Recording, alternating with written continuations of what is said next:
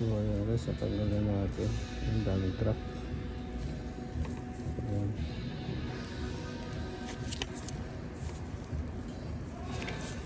...2011 na Honda CR-V. Ayan, daming truck guys. So papalitan natin.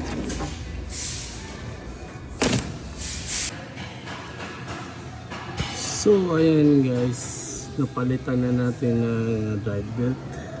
So ito na yung bago guys.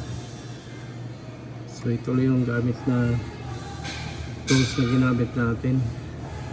Ginamitan natin ng open range na 14mm. Ayan, 14 yan. Tapos in-extension na natin ng 17. So goods na yan guys. Okay na yan. Yan. So nandito lang